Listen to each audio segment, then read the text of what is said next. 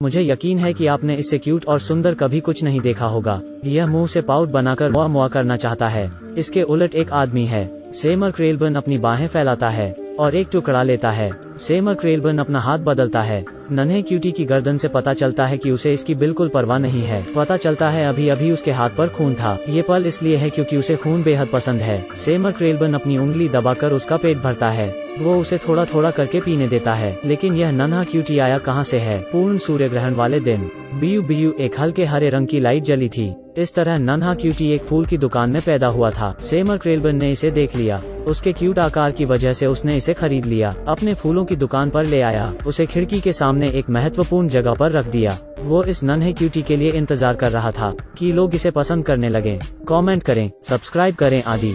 लेकिन उसे इसकी उम्मीद नहीं थी कि जब उसने इसे बस रखा ही था तब उसने एक चमड़े का कोट पहने एक पुरुष को अपनी ओर आकर्षित किया था। इसके बाद फूल की दुकान पर ग्राहकों की भीड़ जुटने लगी। दुकान के छोटे छोटे फूल खूब बिकने लगे।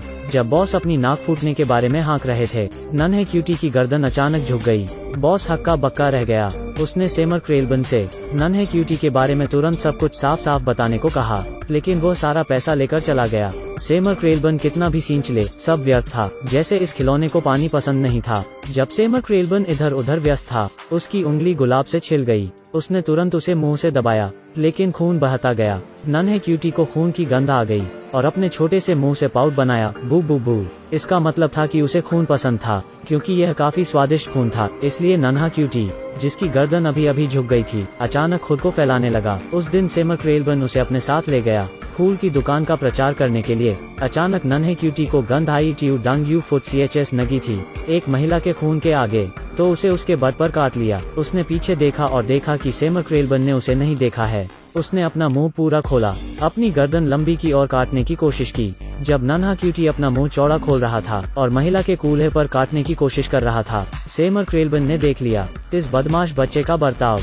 उसने तुरंत उसका मुंह बंद किया। इस तरह हर रोज सेमर क्रेलबर्न अपनी उंगली काटकर नन्हे क्यूटी को अपना खून पीने के लिए देने लगा। चंद घूंट के लिए 10 उंगली एक साथ लगा देता, लेकिन इससे भी उसका पेट नहीं भरता। इसलिए नन्हा क्यूटी एक ही पल में शिथिल पड़ जाता। शायद वो भूखा है और गुस्से में है। नन्हा क्यूटी बात करने के लिए अपना मुंह खोलता है।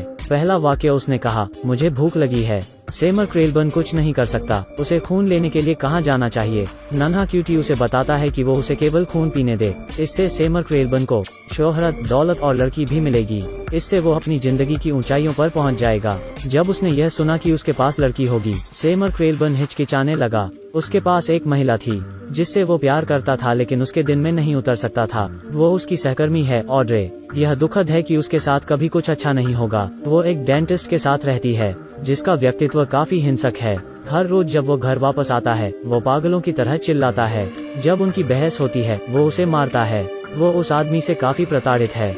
यहाँ के बारे में सोचने पर सेमर क्रेलबर्न को गुस्सा आता है और नन्हा क्यूटी भी उसके पीछे पीछे आता है। डेंटिस्ट को यहाँ उसके खाने के लिए लाने के लिए सेमर क्रेलबर्न को वो मिल सकती है, ऑड्री, जिसे वो प्यार करता है। यह कहने के बाद वो तुरंत काम करता है। वो एक काला हैट पहनता है, एक लाल जैकेट, एक डरपोक क्लिनिक में आता है। जब कमरे में कोई नहीं होता तो इसका फायदा उठाते हुए वो एक बंदूक निकालता है और उस पर गोली चलाने की कोशिश करता है। उसे पता है कि ये आदमी खुद ही मौत को ढूंढ रहा है। ऐसा लगता है जैसे सब कुछ ईश्वर ने कर रखा है। वो उसके शव को बेसमेंट तक घसीटता है। वो एक हथौड़े से डेंटिस्ट के टुकड़े टुकड़े कर देता है। वो एक कागज में टुकड़ों को लपेटता है और नन्हे क्यूटी को खिलाता है। खून की एक बूंद से एक इंसान तक नन्हा क्यूटी एक एक करके सेमर क्रेलबर्न को अंधेरे में धकेल रहा है। लेकिन दुर्भाग्य से वो दृश्य जब सेमर क्रेलबर्न शव के टुकड़े टुकड़े करता है, बॉस ने देख लिया है, लेकिन वो पुलिस को नहीं बताता है।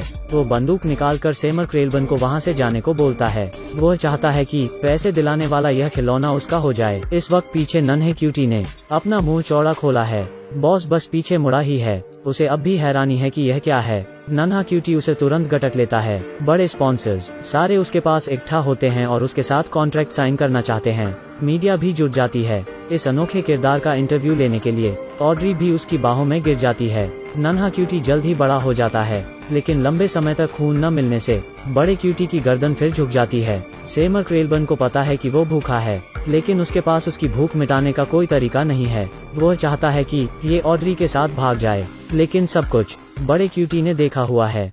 बड़ा क्यूटी अपनी दोनों लंबी लंबी बाहें फैलाता है और शरीर को आगे खींचता है और अपने डंक से एक सिक्का उठाने की कोशिश करता है। इसके बाद वो फोन उठाता है और अपने कान के पास रखता है, एक सिक्का अंदर डालता है और एक नंबर मिलाता है। लेकिन यह फोन ऑड्री को लगता है। वो फोन उठाती है और देखती है कि कॉलर फूलों की दुकान के उलट बड़ा क्यूटी है। उसका दिल उत्सुकता से भर जाता है, इसलिए वो दुकान पर आने के लिए बेताब हो जाती है।